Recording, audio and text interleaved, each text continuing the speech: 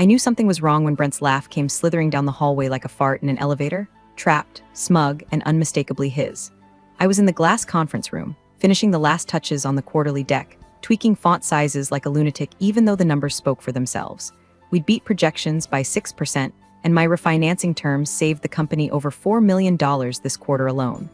I should have felt proud, but instead I felt like a houseplant someone forgets to water until it's brown, then praises for being low maintenance. Then I heard him through the cracked door, Brent, our self-appointed visionary CEO, who couldn't balance a checkbook without 3 assistants and a latte. He was talking to Melissa from marketing. "We've got to freshen things up.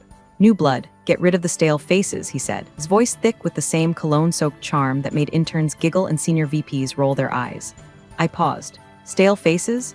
I was the only exec in that building who hadn't posted a thirst trap on LinkedIn or written a think piece called "Why Failure is Sexy." I'd been with the company for 6 years. Quietly, consistently. I built our financial model from napkin math into a scalable backbone, survived 2 acquisitions, 1 merger, and a software pivot that almost bankrupted us.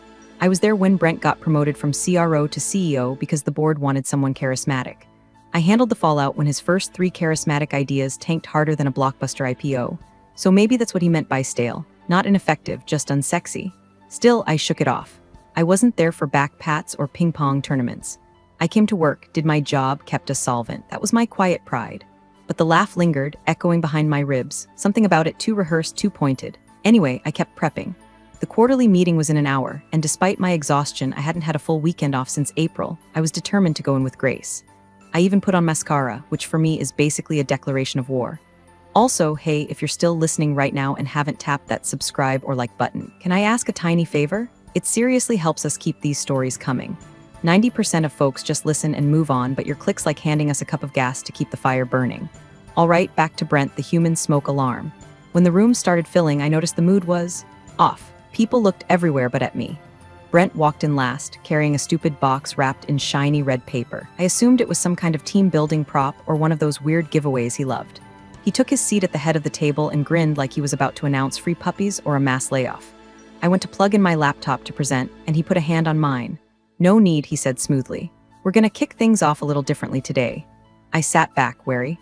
Brent stood, lifted the box, and walked it over to me with the exaggerated steps of a game show host. "Nicole," he said, "for your continued efforts and dedication to the team." He opened the box. Inside was a plastic trophy, a gold-colored figurine holding a star. The plaque read, "Thanks for showing up, Q2 edition." Laughter around the table, some of it forced, some of it genuine. The kind of laugh you make when your boss makes a joke and you don't want to be the next stale face. I looked at the trophy, then at him. My ears rang. I didn't say a word. I stood, reached into my blazer pocket, pulled out my ID badge, the same one I'd used to key into that building through snowstorms and late-night fire drills. I placed it gently on the center of the table, and I walked out. No dramatics, no tears. Just the sound of my heels echoing through a hallway that I once sprinted down when Brent forgot a board meeting date and blamed it on my calendar. No one followed me. I got in my car, drove home in silence, and poured a glass of wine at 11:38 a.m. For the first time in 6 years, my inbox wasn't calling me back. My phone didn't vibrate with calendar alerts or vendor requests. I sat on my couch and let the humiliation settle. It didn't burn like I thought it would. It just felt final. Like when a bone sets wrong and you realize it'll never quite be the same again. But here's the part Brent never understood. I wasn't just the CFO in title. I was the named officer on every damn financial document that kept that company floating. My initials were on the credit covenants, the debt schedules, the compliance certifications. I was the signature, and he just erased me publicly on record while holding a plastic trophy. He wanted fresh blood? He was about to bleed. I didn't cry. That surprised me. I just sat there in my car, parked in the same damn spot I'd reverse parked into for 6 years, staring at the crooked line of bird shit smeared across my windshield like some cosmic signature. My mascara hadn't even smudged, just clumped slightly on one lash, a little spider leg of dignity trying to hold it together. Inside me, something cracked, but not like a teacup dropped. More like a glow stick, silent, deliberate, and strangely illuminating. Wasn't just the trophy. God, that would have almost been funny on its own. What got me, what really hollowed me out, was the look on Brent's face when he handed it to me, that smug little smirk, like he'd just euthanized a dog and wanted applause for doing it humanely. "Nicole has been such a trooper," he'd said, turning to the others. "But as we evolve the brand and realign with our long-term vision, it's time to, bring in some fresh perspectives." It's when he placed the box in front of me. And then he added, real casual, "Consider this your legacy award." Legacy, like I was already dead. Laughter skittered around the room, nervous at first, then emboldened. Someone actually clapped. I didn't bother to see who. Probably Seth from BizDev, whose biggest contribution to the company was an air fryer raffle. I looked at the trophy one more time. Then I took my badge, the one with the slightly cracked clip I never replaced, set it down on the table like it was a chess piece in checkmate. Not a word, not a sigh, just silence and heels on cheap carpet tiles. I left during slide 2 of Brent's Vision 2.0 presentation. Later, I'd find out he barely paused, just segued into a sales pipeline update while still grinning like a guy who finally killed the family dog after it stopped matching the Instagram aesthetic. When I got home, I opened my laptop out of habit. Old muscle memory, my inbox was already pinging. One unread message from Brent. Subject line, good luck. I didn't open it. I poured another glass of wine, took off my blazer and lay on the floor, not the couch. The hardwood floor. Cold, solid, honest. I let it all settle there. The months of 80-hour weeks, the weekends I gave up, the vacations I postponed, the meetings I ran while sick, the broken engagement because I put work first. The goddamn way Brent would always call me Nikki in boardrooms when he wanted to sound folksy. It wasn't grief I felt. It was something cleaner. Lighter. I closed my eyes, and instead of spiraling, I started thinking through all the signatures I'd made, loan covenants, compliance filings, audit sign-offs, and one in particular rose to the surface. Clause 14B.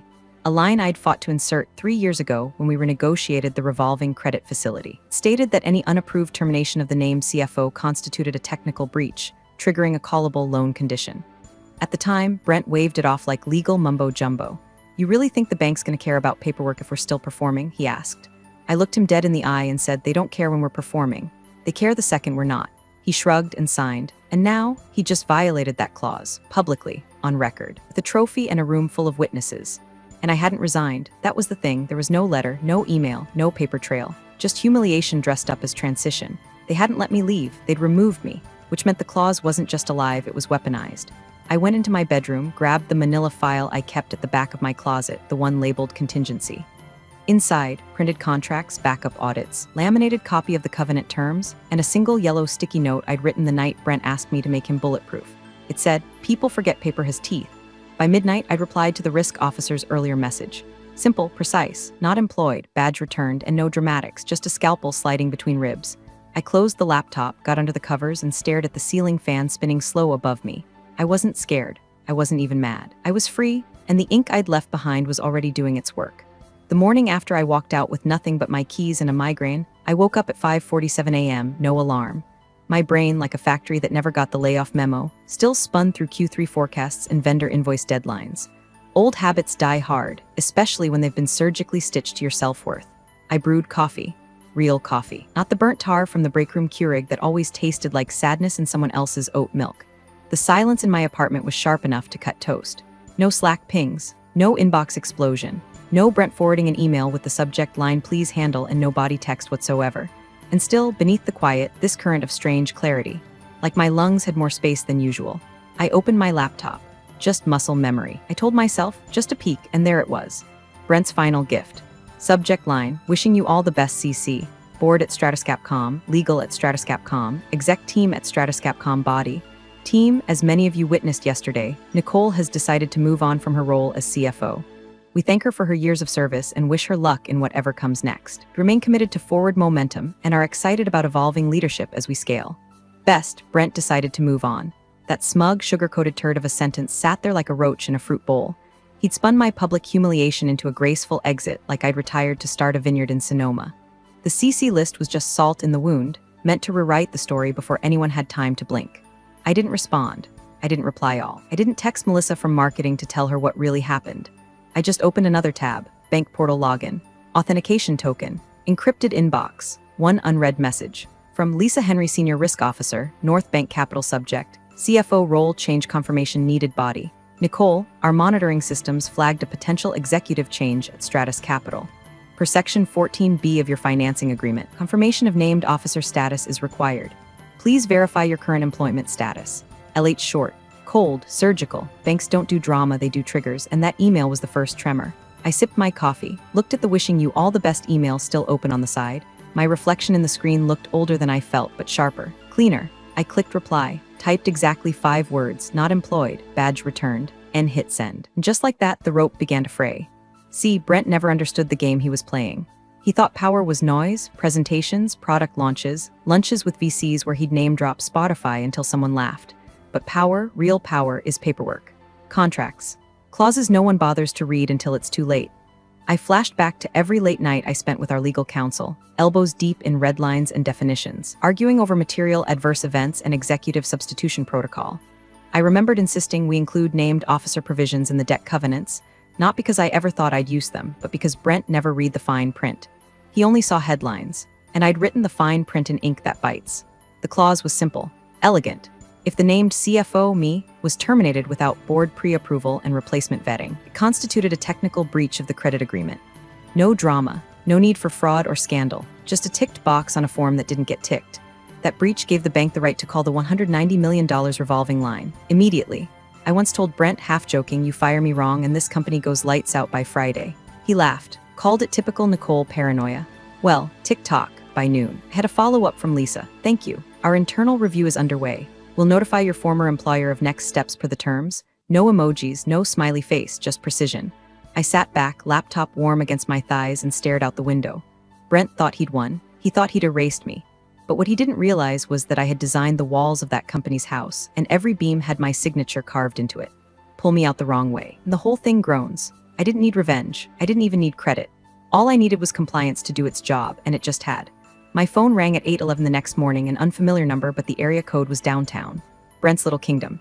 I let it buzz 4 times, just long enough for the anxiety on the other end to stew, before I finally answered with a calm, clipped "Nicole." A breathless voice tumbled in. "Marissa, Brent's executive assistant." "Hi, Nicole. Sorry to bother you. Just quick question, and it's probably nothing, but did you by any chance submit anything to the lender?" I didn't answer. She scrambled to fill the silence. "It's just, legal said they got a message from North Bank, something about a compliance trigger. We're just trying to understand what's going on." Click. I hung up. No cursing, no yelling, just a clean severance of sound. Let them sit with the static. I sipped my coffee, black, hot, steady, as if nothing at all had happened. Because, in a way, nothing had. I hadn't submitted anything. I'd simply replied to an inquiry with the truth. Across town, the building I helped hold together with gum, willpower, and bulletproof financials was already starting to crack. I could picture the panic setting in like a gas leak, silent but suffocating.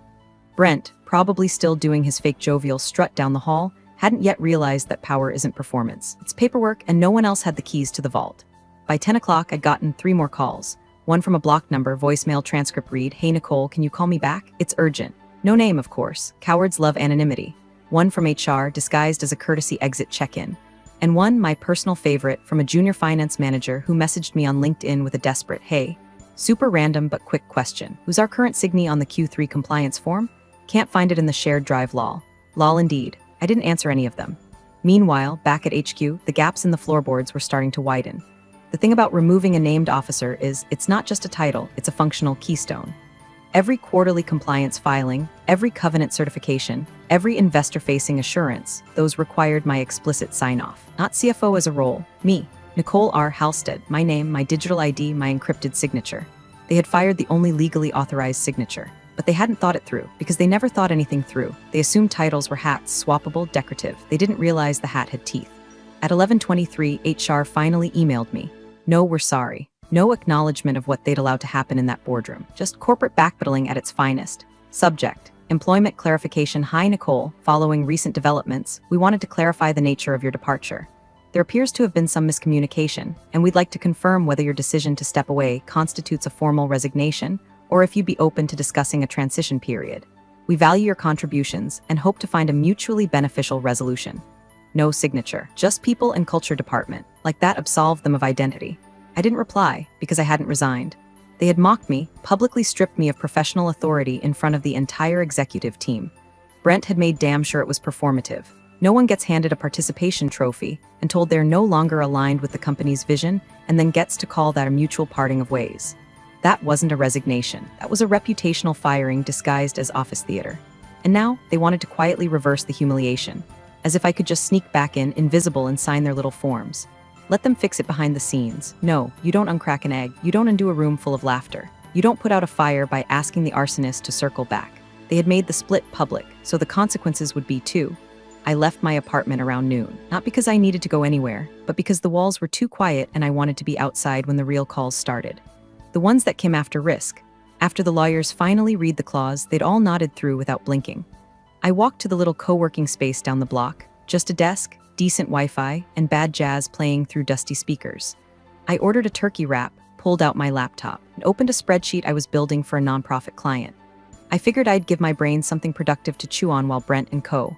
discovered that their new interim CFO, a guy who once submitted a department budget in PowerPoint, wasn't recognized by the bank. They didn't just remove me, they dismantled their own scaffolding. And now the load was shifting. Every email I didn't answer made the silence louder. And silence, in the right hands, is a sledgehammer. They wanted leaner leadership. They got it. Brent held a town hall 2 days after I left, wearing a blazer that still had the security tag on it and confidence that came prepackaged with his teeth-whitened grin. The announcement was live-streamed company-wide. I didn't watch it, but someone sent me the link. I clicked muted just to see the body language. There he was, center stage, palms open, like a televangelist asking for donations. Folks, he said, as we evolve and scale, we're embracing agility. Today, I'm excited to announce that Kevin Roston will serve as our interim CFO as we transition into our next phase. Kevin, a former sales lead whose claim to fame was once pitching a customer service chatbot to a funeral home and calling it emotionally intelligent grief support. Kevin, who submitted a quarterly department budget on an Excel sheet with formulas so broken it literally spelled out #div/0 on every line.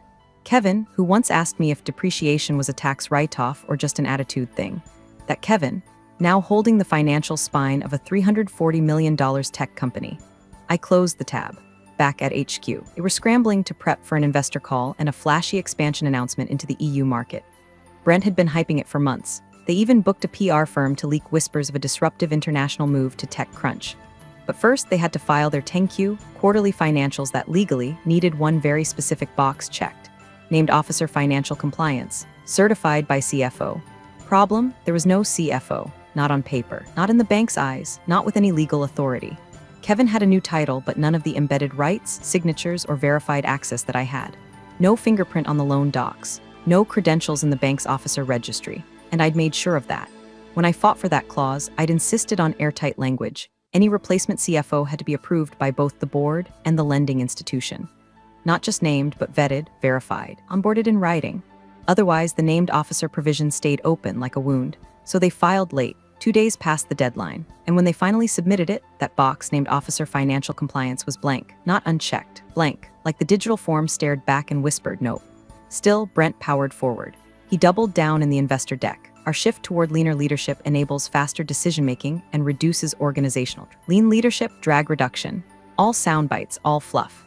Meanwhile, the finance team was duct taping Kevin's incompetence into presentable reports. HR was issuing emergency NDAs to silence panic whispers, and legal was doing what legal does best, pretending the boat isn't sinking if you don't look at the water. But the numbers don't care.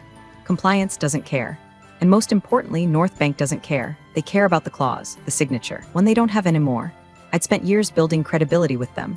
Monthly check-ins, quarterly reviews, always on time, always clean. That kind of reputation doesn't transfer with a handshake or a LinkedIn update. Brent thought if he just kept talking, the world would believe him. That a PowerPoint and a haircut could make Kevin CFO in the eyes of regulators and lenders. But power doesn't live in the spotlight. It lives in the margins, in the forms, in the contracts no one reads until they bite. They wanted me gone. They got it. They wanted a yes man with a Slack emoji addiction and a firm handshake. They got that too. And now they were sprinting toward an investor call with a finance lead who once asked if EBITDA was that crypto thing. Meanwhile, I was in a shared workspace eating a microwave burrito and watching my old company edge closer to a compliance cliff like a man flossing on the Titanic. I wasn't gloating, I wasn't even smiling. But I will admit I didn't miss it. The badge, the meetings, the endless loop of explaining how interest accrual worked to people with strategic in their job titles. They'd cut me out to look agile, and now they were about to find out that speed means nothing when the brakes are gone. It hit at 8:14 a.m. The kind of hit that doesn't scream or kick down the door, it just rings. Once. Calm, professional. The way all true disasters begin. Brent was backstage in the auditorium they'd rented for the investor briefing, hunched over an iced coffee that probably cost more than my rent back in '09, practicing the phrase synergistic growth pathway in front of a fold-out mirror. He was wearing a custom navy suit and the confidence of a man who thought he was about to be profiled in Fast Company. The call came through on his personal cell. No caller ID, just a clean, motionless ringtone. He picked up with that half-slick, half-bored "This is Brent," expecting a last-minute AV update or a caterer complaint. Instead, he got Lisa Henry from North Bank Capital. She didn't waste time. "Mr. Corrigan, we've noticed a covenant breach. Your CFO's termination was not board-approved, nor was a replacement certified through our officer registry. The clause requires a named officer at all times. As of now, the revolving line of credit is in technical default." Brent blinked, like he'd been spoken to in a foreign language. What clause? Who are you again?" She didn't even sigh. Clause 14b, Mr. Corrigan. It was triggered automatically when we confirmed the status of Miss Halstead. You personally removed her designation, publicly and in writing. We've initiated internal protocols. A formal notice will be sent by noon. Silence. Then Brent made a sound like he was trying to laugh but forgot how. Well, we've got someone else. Kevin Roston. He's interim, Lisa interrupted. Interim titles do not satisfy named officer conditions, especially when the individual has no record in our compliance system. Mr. Roston does not meet the requirements for fiduciary oversight as defined in the lending agreement. The color drained from Brent's face in front of 3 junior marketers and 1 terrified sound tech. I'm going to call legal. That's advisable. Click. The line went dead and then it began. Text alerts. Emails with red flags, 1 board member then another. 2 were already in the building for the presentation. They hadn't even had coffee yet when their phones started vibrating like bees in a jar. The first call came from Irene Whitlock, former SEC counsel, current board chair. Did you remove Nicole's designation in writing? Brent tried to play dumb. I don't remember if we formally. Legal spoke from the doorway, voice small and funereal. Yes, you did. In the HR system and in the 10Q email thread. We have it on record. Brent sat down, hard. Kevin wandered in, holding a manila folder like a kid in a Halloween costume too big for him. Hey, quick question, he said. Do I need to know what a covenant clause is before I talk on this call? The room went still. Irene's voice came again, this time through Brent's speakerphone. Brent, do you understand the severity of what you've done? He opened his mouth, then closed it. Meanwhile, across town, I was sitting at a quiet cafe tucked between a dry cleaner and a pet grooming place. I had just finished revising the cash flow statement for the nonprofit I'd picked up as a consulting client. I was sipping green tea, not because I like it, but because it felt like the kind of thing a person without chaos on their calendar might drink. My phone buzzed, email notification. 1 line previewed on the screen, subject, notification of default initiation Stratus Capital Holdings. I didn't even open it. I already knew what it said. The line of credit I'd helped negotiate had teeth.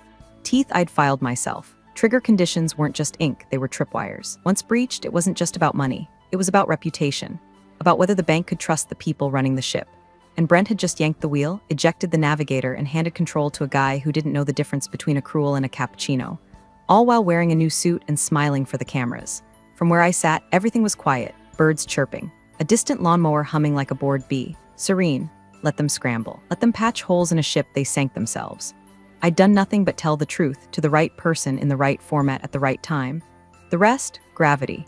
It took less than 36 hours for the storm to land. No lightning, no sirens. Just 1 quiet email, sent at 6:03 a.m., stamped with the full weight of a billion-dollar institution. Subject, formal notice of technical default Stratus Capital Holdings attachments.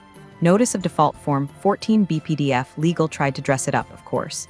Phrases like open to negotiation and procedural clarification started slithering into their memos. Brent told the board it was a temporary administrative snag. But the language in the notice didn't leave much room for Brent speak. It was plain, clinical. Named officer status voided. Placement not registered. Line suspended pending formal board action and bank review. Compliance window exceeded. Cure period expired. Translation: the bank's $190 million revolving credit line, the money they used to cover payroll, bridge receivables, and keep the lights on, was frozen, and payroll was due in 4 days. I imagined the room they sat in that morning. Brent pacing in circles, his tie loosened just enough to look in control. Legal with their folders open like defibrillators, Kevin nervously scrolling Investopedia under the table like it was a life raft. Someone must have finally said the thing out loud, call her, and so he did, twice. I watched both calls come in, declined them without a second thought. Third one, I blocked the number. That was the real gift in all this clarity, not bitterness, not rage. Just done. He burned the bridge. Just happened to be the architect who built it with tripwire and the support beams. Then came the email. Subject line, let's reconnect urgent. It was desperate in that pathetic, panicked way only men like Brent can muster when they realize the world no longer believes in their haircut. Nicole, given recent developments, we'd like to formally extend an offer to return, on a consultancy basis, to assist with compliance certification and re-establish the bank's confidence. Compensation will reflect the critical nature of the role. This is time-sensitive. Please respond at your earliest convenience. He couldn't even say my name properly in person. Now he wanted it typed on a contract. I didn't respond. That afternoon, HR followed up. We're prepared to expedite onboarding and provide flexible terms. I archived it. Legal tried next, something about mutual benefit, precedent protection, and discretion regarding transition optics. I forwarded it to my lawyer, then took a walk. That evening, a friend from inside texted me, they're panicking. Irene wants Brent out before the board gets sued. Kevin's crying in the parking lot. This is insane. I didn't reply. Instead, I called my client, the the nonprofit with the tiny office and the founder who still handwrites thank you notes, and told them I had space to take on more projects if they needed. She got quiet on the other end of the line, said we'd be honored. That was the first time I smiled in days, because I wasn't angry. I wasn't waiting for revenge to explode like a firework. This wasn't about proving anything anymore. Brent had already proven everything for me with every smug word, every ego-drunk decision, every time he looked at the framework I built and thought replaceable. He'd wanted a clean break, a fresh face, new blood. Now his empire was running dry. I used to think my silence would be mistaken for weakness. Now I realized it was the sharpest tool I had. Let them flail. Let them scramble to fix forms they didn't understand, cover gaps they created, beg a bank that only speaks in terms and conditions. I was done saving them, done explaining things to people who never listened, done translating fluency in numbers for men who thought success came with a ring light and a slogan. 4 days to payroll. No money, no signature, no CFO. Just a leadership team drowning in buzzwords and the slow realization that the woman they mocked was the only person who ever knew how to swim. The final push didn't come with a gavel or a slammed door. It came with a question, one sentence, spoken through a staticky speakerphone by a man who didn't raise his voice because he didn't have to. It was Thursday morning, 2 days before payroll. Brent had called an emergency board meeting after exhausting every PR deflection, legal tap dance, and were working on its stall tactic he had left. The conference room was full, every director present, 2 via Zoom from hotel suites that suddenly felt a lot less secure. Coffee sat untouched. No pastries this time. No catered optimism. And then came the voice. George Talman, lead investor representative. His name alone made interns straighten their backs and execs check their inboxes twice. He didn't waste time. Who authorized the termination of the named CFO? The room went still. The kind of still where even air conditioning sounds guilty. Brent opened his mouth, closed it, then tried again. Well, I wouldn't say termination exactly. It was more of a realignment. He was cut off not by George, but by their own corporate attorney. Quiet man in round glasses who hadn't said a word all morning. He calmly reached for a thick binder, flipped 3 pages and said, without looking up, "You did. It's recorded." He turned the binder slightly. The tab read, HR Exec Decisions Q2/Q3. There, printed in black and white, was the email Brent had personally sent to HR the afternoon after the trophy incident. Subject, Officer Realignment Nicole Halstead. Body, please finalize all paperwork reflecting Nicole's exit. Her duties will be reassigned under interim leadership. No backfill necessary. The word exit was underlined. Brent stared at it like it was written in fire. I didn't mean for it to, George interrupted again. Calm, icy. The bank has ruled it a termination. Clause 14B has been triggered. They've confirmed a full loan call is in motion. 5 days to cure, or the credit line is revoked in full. No reaction, just oxygen fleeing the room. Someone coughed, a chair squeaked. Irene, the board chair, slowly folded her hands like she was trying to remember how prayer worked. Brent sat back, pale, silent. That stupid suit suddenly looked too big on him, like it belonged to someone competent. The attorney spoke again. Default terms are non-negotiable unless the original named officer is reinstated, certified, and approved by the bank. Option has been declined. A few board members exchanged looks, not the worried kind, the calculating kind. Brent had officially become dead weight in a sinking boat. One by one, you could see the mental math, reputational risk, fiduciary duty, damage control. It wasn't rage in their eyes, it was self-preservation. Irene cleared her throat, so we're in a 5-day window. No funds, no signatory, and no legal remedy. Silence again. Brent tried to speak. Can still bring her back, George cut him off one last time. She was offered that. She declined. You had your chance. Another voice, soft female, came in through Zoom. Director Patel, normally too polite to interrupt anyone. Brent, remind us, why did you remove her again? He blinked. We wanted to refresh the brand. It wasn't even a full sentence. Just a fragment of the same marketing fluff he'd been spewing for months. But now, it landed like a confession. A refresh. That was the rationale for removing a licensed, trusted, compliant CFO with a flawless record and years of institutional knowledge. They'd pulled the foundation out from under their own house and were shocked the roof collapsed. One board member reached for his phone, clearly texting someone beneath the table. Another began gathering her papers. No one defended Brent. No one nodded. No one said a word. He was alone. Meanwhile, across town, I was reviewing a vendor invoice with a spreadsheet open and a jazz playlist humming in the background. I hadn't checked my phone all morning. I didn't need to because I already knew the script. Brent would flail. Legal would panic. The board would freeze. And in that silence, my absence would echo louder than any revenge I could have orchestrated. I didn't need to burn the building down. They handed me the match. And then they lit it themselves. The morning after the emergency board meeting, the CFO seat was still empty, untouched like a crime scene. No nameplate, no announcements. Just a conspicuous silence in the org chart, a digital ghost with access no one could fake. And Brent, he was gone. Official word was leadership restructuring, but the internal memo didn't even try to spin it. No thank you, no legacy fluff. Just a clean bullet point buried in a Thursday morning status update. Interim leadership transition effective immediately. The board had voted him out before sunrise. I didn't find out from LinkedIn or some press leak. I didn't have to. At 7:42 a.m., my phone buzzed with a single message, no contact, no name, just one line, Clause 14B. Understood, no apology, no explanation. Just the digital equivalent of someone dropping to one knee too late. I didn't respond. I was already deep into the reconciliation sheet for a nonprofit housing project in East Cleveland, double-checking vendor disbursements and trying to track a $600 variance in their expense report. It was the kind of work that used to be too small for me. Now it felt like breathing. Real numbers, real people. No boardroom games or buzzwords, just impact. A soft chime broke my focus. Notification from my firm's backend portal. New deposit received retainer contract #117 a client, Halberd Partners. Amount, $162,000 scope, full financial restructure and audit compliance integration. Brent's former competitor. The same firm he once laughed at for being too old school and too risk-averse. Now they wanted me to rebuild what he broke. They didn't want a pitch deck. They didn't want branding language or someone who knew how to say ecosystem 5 times in a sentence. They wanted stability, signatures, teeth in the contract. They wanted me. I sat back, let the screen glow for a moment, and sipped what was left of my lukewarm coffee. Outside, a city bus groaned by, spraying a wave of October leaves into the air like confetti. I watched them scatter and spin, aimless and beautiful. I didn't feel vindicated. I felt precise. Brent's empire didn't explode. There was no headline, no whistleblower, no FBI raid. It just unwound, quietly, logically, like a machine with one cog removed, spinning until it stripped itself bare. And all I did was step aside. Let the contract do what it was built to do.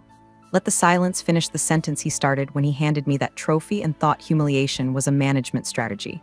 I was never the one who needed to make noise. I was the name they forgot was still on the deed.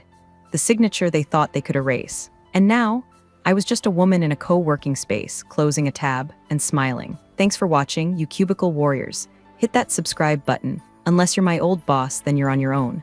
Revenge of the coffee pot strikes again.